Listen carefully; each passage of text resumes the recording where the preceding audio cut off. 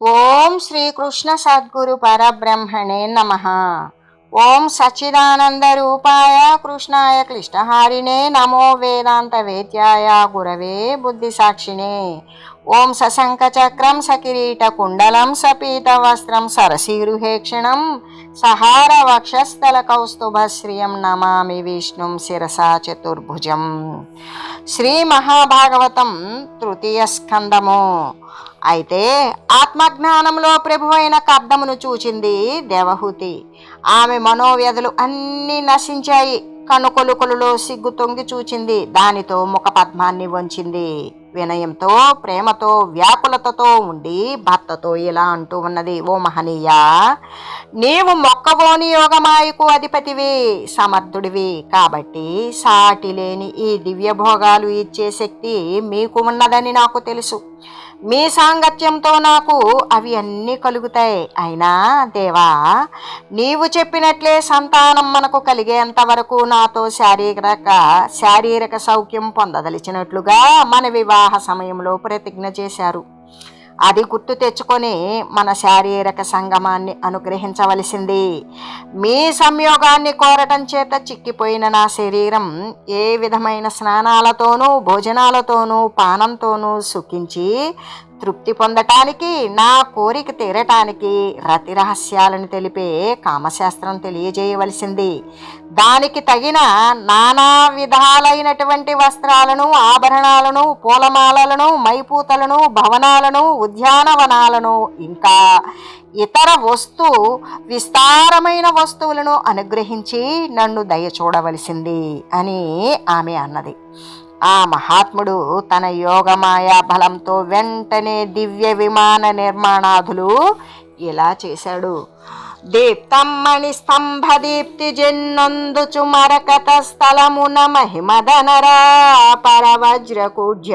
వరవజ్రకుడ్య కవాట శోభితములై విద్రుమదేహళీ వీధులమరా గోమరప్పనవశాంత కుంభములపై హరినీల శకల విస్ఫురణ మెరయా పద్మరాగంపు మొగడల జలవందు వైఢూర్యవలభులు వన్నె చూప ధరళ తరధూత కేతు పతాకలయ మంజు సించత్సమంచితం మధుపకలిత సురుచిరాలంభమాన ప్రసూన రాజిమాలికల నొప్పు వివిధ గృహాళిదనరి. ఆ విమానంలోని భవనాలు దివ్యమైన మణిమయ స్తంభకాంతులతో విలసిల్లుతూ ఉన్నాయి. వాటిలోని నేల మరకతమణుల శోభతో ఉన్నది. వాటి తలుపులు గోడలు కూడా వజ్ర నిర్మితాలై వెలుగొందుతూ ఉన్నాయి. వాటిలోని గడపలు పగడాలతో అమిరి ఉన్నాయి. వాటి బంగారపు శిఖరాలు ఇంద్రనీలమణుల తాపడంతో విచిత్ర కాంతులు వెదజల్లుతూ ఉన్నాయి. వైఢూర్యమణులతో నిర్మితమైన వాటి చూరుల యందు పద్మరాగమణులతో రచితమైన గుబ్బలు వ్రేలాడుతూ ఉన్నాయి. వాటిపైన గాలికి కదులుతున్న జెండాలు ఉన్నాయి. చక్కగా ఝుంకారం చేస్తున్న తుమ్మెదలు గల అందమైన పూలమాలికలతో అందున్న గృహాలు శోభిల్లుతూ ఉన్నాయి.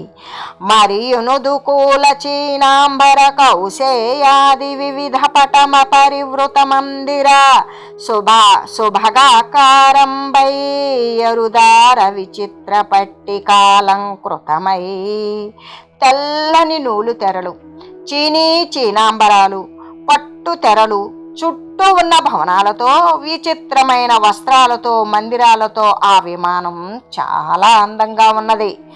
లలితోద్యానవనాంత సంచరణ లీలాలోల హంసాలి కోకిల పారావత చక్రవాక సుఖకేకి వ్యూహ మంచత్ సముత్కలికం కృత్రిమ పక్షులన్నిజ విహంగ శ్రేణి అంచుం కుతూహలి అయి పల్కుచునాడు చుండు ప్రతిశాఖారోహణ వ్యాప్తులన్. అందమైన ఉద్యానవనాలలో విలాసంగా తిరిగే హంసల సమూహం, కోకిలలు, పావురాళ్ళు, చక్రవాకాలు, చిలుకలు, నెమళ్ళ సమూహం పక్షి బొమ్మలను చూచి తమ జాతి పక్షులను కొని కుతూహలంతో చెట్ల కొమ్మలపైకి పోతూ ఆడుతూ ఉన్నాయి. ఇంకా ఘన సౌధాంతర శయ్యాసన కేళీ గేహ కృతక జగతి గతిధర శోభన చంద్రకాంత చారు భవన ఫలభరితావని జవంతములగుచున్. గొప్ప గొప్ప సౌధాలలో శయ్యలు, ఆసనాలు, క్రీడాగృహాలు, క్రీడా పర్వతాలు, మనోహరమైన పాలరాళ్లతో నిర్మితమైన భవనాలు, పండ్ల భారంతో వంగినటువంటి వృక్షాలు కూడా అందులో ఉన్నాయి. సకలత్తు శోభితంబును సకల శుభావహము సకల సంపత్కరమున్ సకలోపభోగయోగ్యము సకలేప్సిత కామధంబు సదలంకృతమున్. ఆ విమానం అన్ని ఋతువుల్లోనూ శోభిస్తూ ఉంది, సమస్త శుభాలు కలిగిస్తూ ఉంది, సర్వ సంపదలను సమకూరుస్తుంది, సమస్త భోగాలకు కూడా తగినది, కోరిన కోరికలన్నీ తీరుస్తుంది, చక్కగా అలంకృతమై ఉన్నది.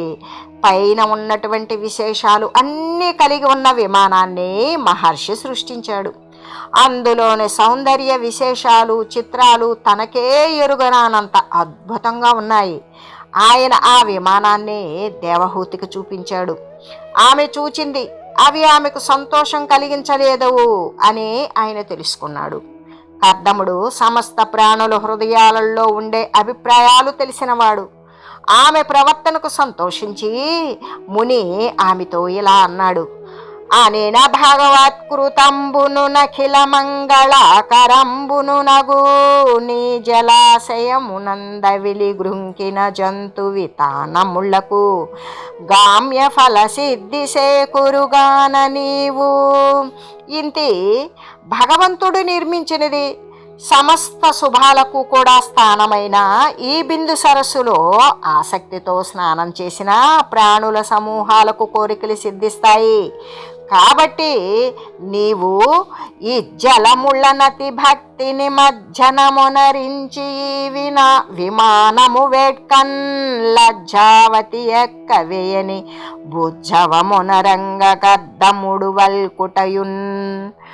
ఏమన్నాడంటే, సమస్త సమూహాలకు, ప్రాణుల సమూహాలకు కూడా ఈ బిందు సరస్సులో స్నానం చేస్తే కోరికలు సిద్ధిస్తాయి. కాబట్టి నీవు ఓ శిఖరి ఈ సరస్సులోని నీటితో భక్తిపూర్వకంగా స్నానం చేసి ఆ విమానం ఇచ్ఛాపూర్వకంగా ఎక్కు అని బుజ్జగించి కర్దముడు చెప్పాడు.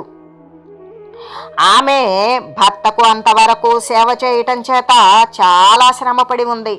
ధరించిన వస్త్రాలు మాసిపోయి ఉన్నాయి, జుట్టు జడలు కట్టింది, శరీరం అంతా దుమ్ము కొట్టుకొని ఉంది, బాగా చిక్కిపోయి ఉంది, వక్షోజాలు పాలిపోయి ఉన్నాయి. భర్త ఆజ్ఞానుసారం దేవహూతి సరస్వతీ నదిలో పుట్టి జలచరాలకు నిలయమైన బిందు సరోవరంలో దిగింది.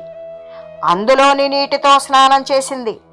ఆ సమయంలో ఆ జలమధ్యం నుంచి 1000 మంది కన్యలు ఆవిర్భవించారు. వారు అందమైన సన్నని వస్త్రాలు ధరించి ఉన్నారు. 16 ఏళ్ల వయసు వారు, కలువల సువాసనలు గలువారు. వాళ్ళందరూ దేవహూతిని చూచి ఇలా అన్నారు: తరుణి సంచిత ధర్మాచరణలమగు మేము నీకు సదమల భక్తిం పరిచర్య సేయనేత్తుము కరుణా కలితే క్షణముల గనుగుణు మమ్ము. ఓ తరుణి, స్వధర్మాన్ని ఆచరించే మేము నీకు నిర్మలమైన భక్తితో సేవ చేస్తాము, మమ్ములను దయచూడు అని పల్కిడాసి అయ్యతి వికునభ్యంజనోద్వర్తనములు పెంపొనరజేసి మలయజ కర్పూర మహిత వాసిత హేమ కలశోదకంబుల జలక మార్చి ధవల వస్త్రంబుల దడియొత్తి సర్వాంగ ధూపంబులొసగి కస్తూరియలది మంజు సింజన్మణి మంజీర కింకిణి కలరావ కలిత మేఖలల రత్న ఖచిత తాటంక ముద్రికా కంకణాది సముచితానర్ఘ్య హేమ భూషణములొసగి భవ్యమాల్యానులేపనాంబరములనిచ్చి షడ్రసోపేత వివిధాన్న సమితి దనిపి. వారు ఆ విధంగా చెప్పి వారు ఆమె వద్దకు వచ్చారు. వచ్చి ఆమెకు నలుగు పెట్టి తలంటు స్నానం చేయించారు. బంగారు బిందెలలోని మంచి గంధము, కర్పూరాల సువాసనలు కలిగిన నీటితో స్నానం చేయించారు. తెల్లని వస్త్రాలతో తడి తుడిచారు. సమస్త సామాగ్రితో కూడినటువంటి ధూపాన్ని ఆమెకు వేశారు.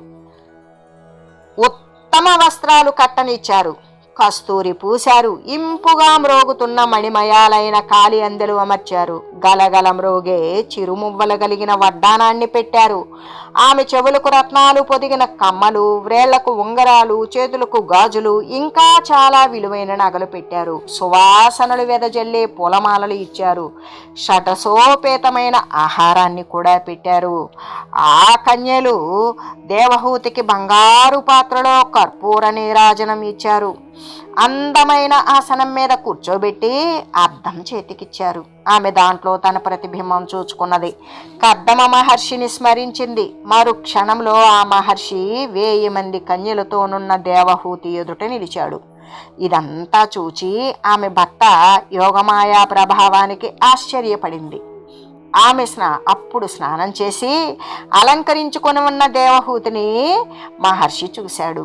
తమ వివాహానికి పూర్వం ఉన్నంత అందంగా ఇప్పుడు ఆమె ఉండటం చూచి ఆయన ఆనందభరితుడయ్యాడు. భార్యతో కూడా 1000 మంది కన్యకులు సేవిస్తూ ఉండగా తాను నిర్మించిన విమానం ఎక్కి తారా సమూహం చుట్టుగల రోహిణీ సహితుడైన చంద్రునిలాగా విరాజిల్లాడు. చిరశుభమూర్తియమ్మునియశేష దిగీశ విహార యోగ్యమున్ సురుచిర మందగంధవహ శోభితమున్నికట ప్రధాతు నిర్జర సరిదంబు శీతల తుషారమునై తనరారు మేరు కందరమునకేగి దేవవనితాయుతుండైన కుబేరు చాట్పునన్.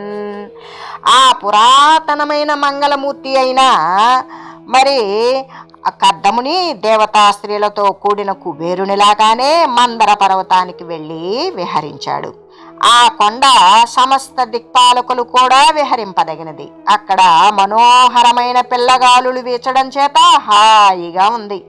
సమీపంలో గైరికాది ధాతువులతో కూడి ప్రవహిస్తున్న సెలయేళ్ల చల్లని నీటి తుంపురలతో ఇంపుగొల్పుతూ ఉంటుంది. ఇంకా అమరోధ్యానవన ప్రదేశములు నవ్యారామ భూముల్ దళత్కుముదాంభోజ విభాసి మానస సరఃకూలంబులన్ మంజు కుంజములం జైత్రరథంబు విస్ఫురిత విశ్రంభంభునంజూచే నెయ్యమునన్ కద్దమయోగి కామగ విమానారూఢుడై చెచ్చెరన్. యోగీశ్వరుడైన కద్దముడు తాను కోరినట్లుగా పోయే విమానం ఎక్కి వెంటనే దేవతలు విహరించే ఉద్యానవనాలను, కొంగ్రొత్త తోటలను, వికసించిన కలువలు పద్మాలు గల మానస సరోవర తీరాలను, సుందరమైన పొదరిండ్లను, కుబేరుని యొక్క చైత్రరథం అనే ఉద్యానవనాన్ని స్వేచ్ఛగా భార్యతో కూడా కూడి చూచాడు. ఈ విధంగా సమస్త భూభాగాన్ని కూడా వాయువేగముతో కలియదిరిగి ఆయన సమస్త దేవతల కంటే కూడా మిన్నగా లోక సంచారాన్ని చేశాడు. మోక్షాన్నిచ్చేవాడు పవిత్ర పాదాలు కలిగిన శ్రీహరిని స్తుతిస్తూ సేవించే పుణ్యాత్ములకి లభించని పదార్థాలు ఉంటాయా? ఈ రీతిగా కర్దముడు దేవహూతికి సమస్త భూమండలాన్ని చూపించి మళ్ళీ తన నివాసానికి వచ్చాడు. తన భార్య కామకేలికి ఉత్సుకతగా ఉండటం ముని గమనించాడు. రతి క్రీడలో ఆసక్తుడయ్యాడు. నానా విధాలైన కావలసిన సుఖాలను అనుభవిస్తూ అనేక సంవత్సరాలు ఒక్క క్షణంగా గడిపాడు. ఆ దంపతుల పరస్పరం సరసంగా చూచుకునేవారు. తగురీతిగా కౌగులింతలతో సల్లాపాలతో గడిచిపోయే కాలం తెలియకుండానే 100 సంవత్సరాలు గడిపారు. ఆ తరువాత మునివరుండొక నాడిమ్ములదన నిజ దేహంబు నవ విధంబులు గావించి నయంబున తద్వీర్యము తన సతి గర్భమున నవ విధంబుగా నిలిపెన్. ఆ తర్వాత ఆ కర్దమముని శ్రేష్ఠుడు మరి ఒకనాడు ఏకాంతంలో తన దేహాన్ని 9 విధాలుగా చేసి తన తేజస్సును తన భార్య గర్భంలో 9 రకాలుగా ప్రవేశపెట్టాడు. అది కారణంబుగా పెంపొదవిన ముని వలన దేవహూతియు గూతుల్ ముదమునగని తొమ్మండ్రున్ ముదితియుమది సంతసించె మునువరుడంతన్. అది కారణం కాగా ముని వలన గర్భం వృద్ధి చెందింది. ఆ తర్వాత దేవహూతి 9 మంది కూతులను కన్నది. సంతానం కలిగినందుకు ఆమె చాలా సంతోషించింది. సన్యసింపగ కోరిన సతి ఎరింగి ఆత్మబొడమిన సంతాపమగ్గళింప జింత వాటిల్ల జక్కిట చేయి సేర్చి పదములను నేల వ్రాయుచు బలికి పతికి. వెనక ప్రతిజ్ఞ చేసిన విధంగా కర్దముడు సన్యసించాలి అనుకున్నాడు. అది తెలిసిన దేవహూతికి మనసులో సంతాపం అతిశయించింది. దిగులు పడి చెక్కిట చేయి పెట్టుకొని కాలిబొటన వ్రేలతో నెల రాస్తూ భర్తతో ఇలా అన్నది. అనఘ సంతాన పర్యంతంబునను గూడి వర్తింతుననుచూ పూర్వమున బలికి కూతులనిచ్చితి. కొమరారనిప్పుడి తరుణలు పతులను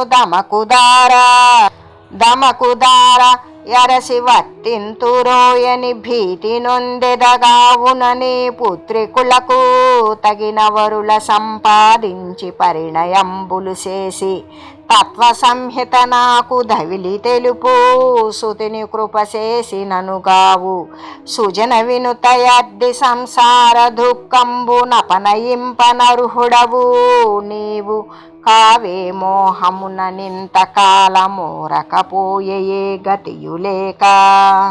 ఓ పుణ్యాత్మ, పూర్వము నీవు సంతానం కలిగేదాకా నాతో కలిసి ఉంటానని మాట ఇచ్చావు.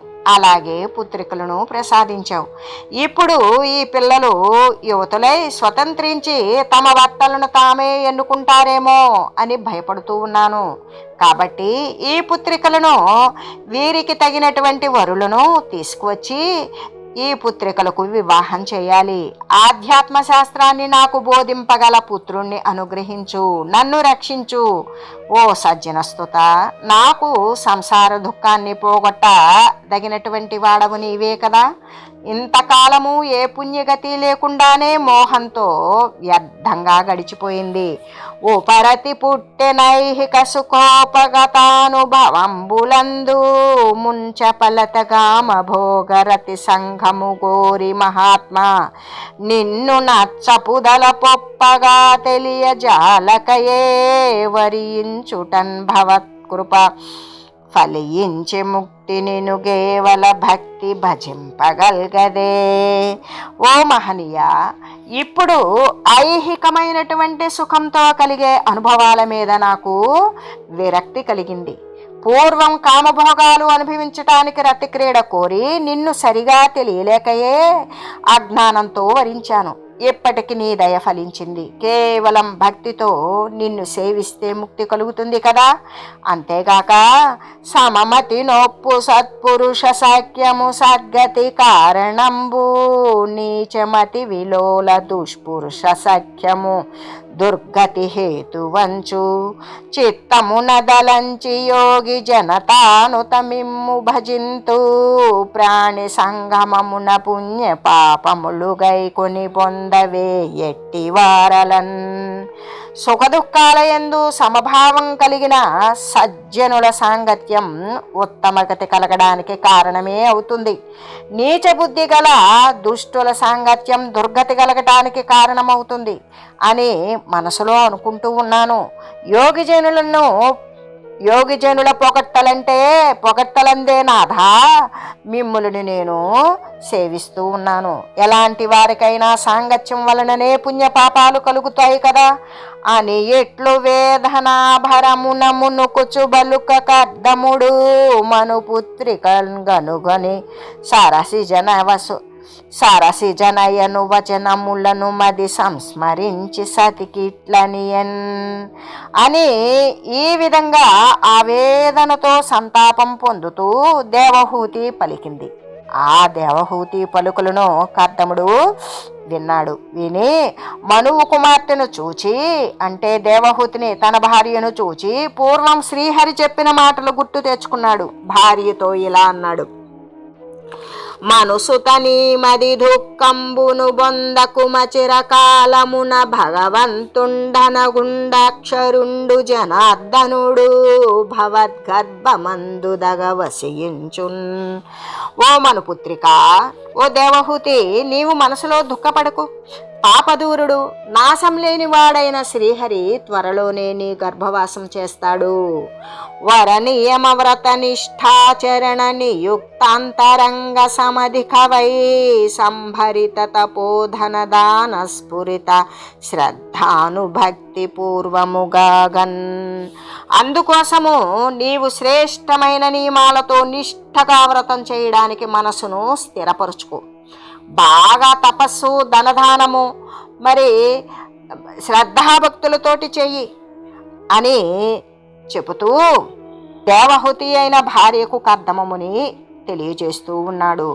ఓం మంగళం శ్రీ కురుక్షేత్ర రణక్షోణి విహారిణే పార్థసారథి రూపాయ గీతాచార్యాయ మంగళం.